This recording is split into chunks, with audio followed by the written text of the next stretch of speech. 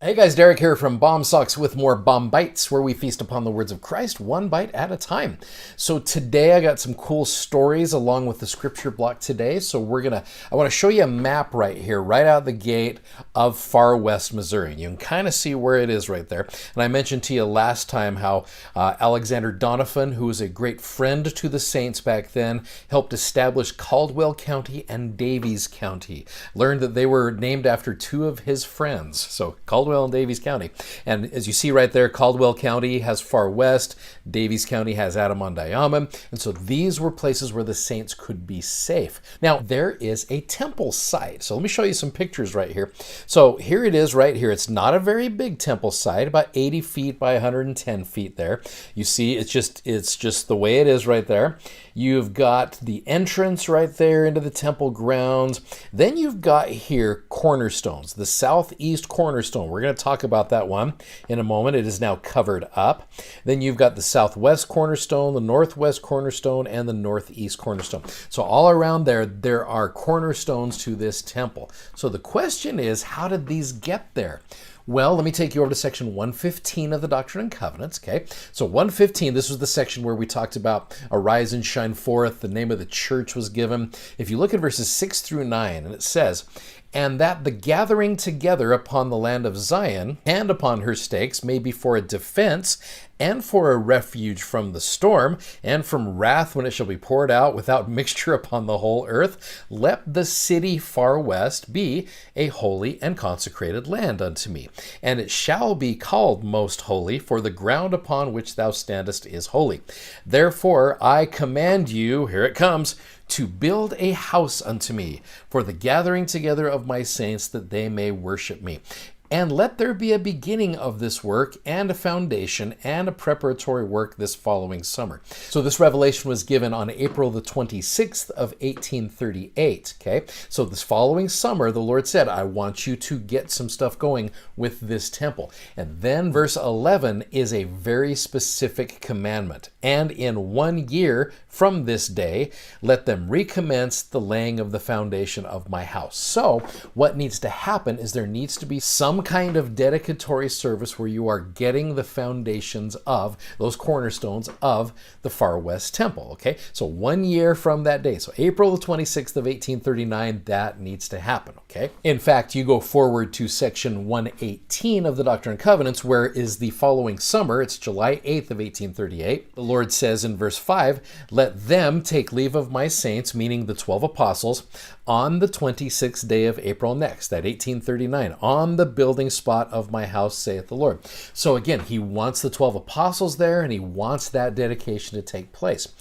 Well, here's what happened. That message got out to the enemies. In fact, there's a crazy story here. So Brother Theodore Turley, who's a good, faithful member of the church, he had previously displayed considerable bravery in affirming his convictions concerning this particular revelation, that the far west temple be started, as the following account describes. So 8 men, Captain Bogart, who was the county judge, Dr. Lafferty, John Whitmer, who had left the church at this point, and 5 others came into the committee's room, okay? i.e. it's the room or the office of the committee on removal of the saints, and presented to Theodore Turley the paper containing this revelation of July 8th of 1838, this section 118, where they're like, look, we know what's supposed to happen. We are aware that you guys are supposed to have a meeting there. So to Joseph Smith, directing the 12 to take their leave of the saints in far west, on the building site of the Lord's house on the 26th of April, to then go to the Isles of the Sea, and then asked him to read it. Turley said, gentlemen, I am well acquainted with it. They said, then you as a rational man will give up Joseph Smith's being a prophet and an inspired man? He and the 12 are now scattered all over creation. A lot were out serving missions at that point.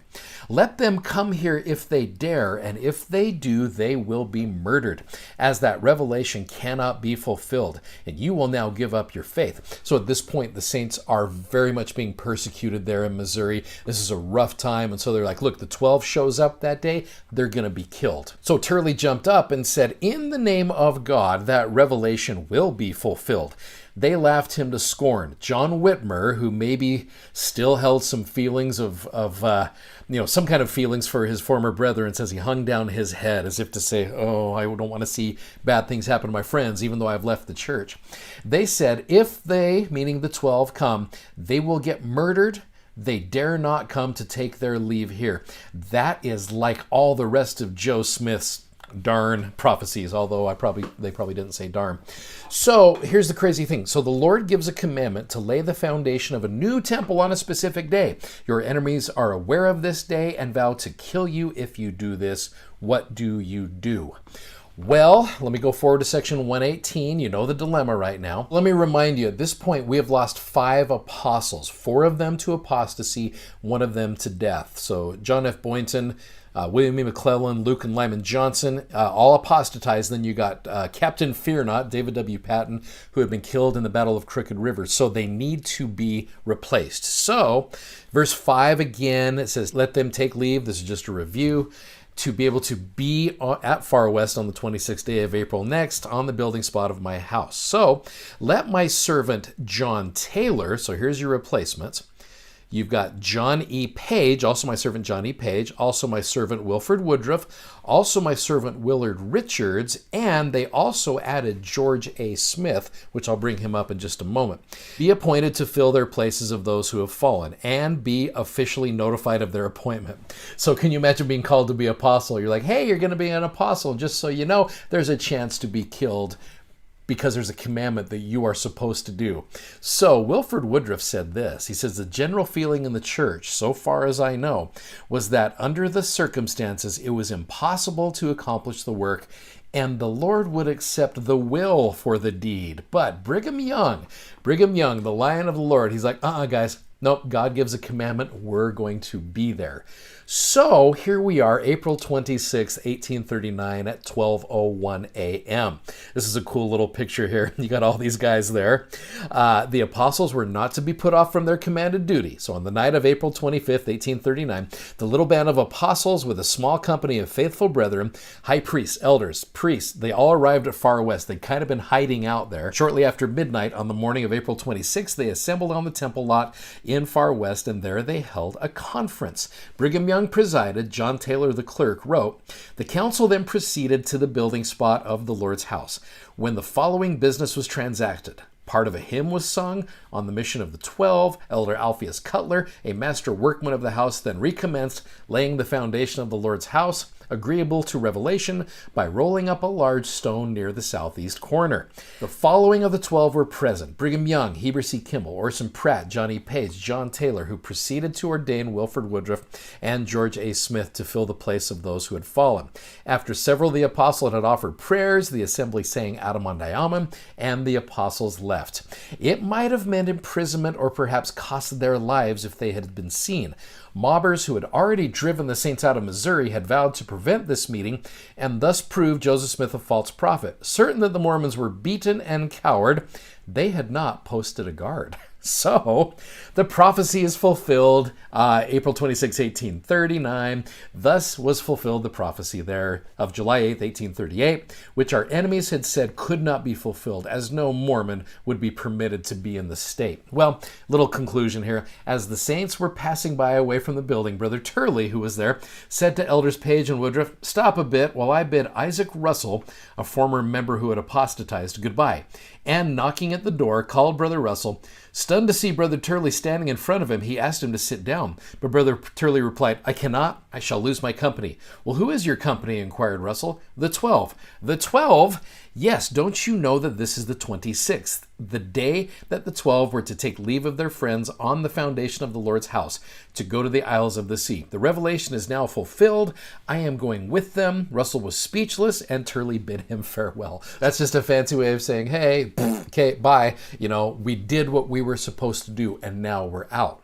So What lessons can we learn from this story? This would be an interesting little discussion here. You can pause the video if you'd like, have a little discussion. I know for me personally, 2 lessons come up to me. 1, let God prevail. He knows what he is doing. Number 2, 1 Nephi 3:7. I will go and do the things which the Lord hath commanded, for I know that the Lord giveth no commandment unto the children of men, save he shall prepare a way for them to accomplish the thing which he commandeth them.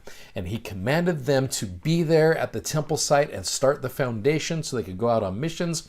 So I love that story, and I love the principle here. So anyway, hope that story helped you out. Hope you enjoyed that. Thanks for watching. Thanks for subscribing. And thank you for sharing these messages. We appreciate it. Go check out our amazing gospel theme socks at bombsocks.com. Godspeed, guys. See ya. Bye-bye.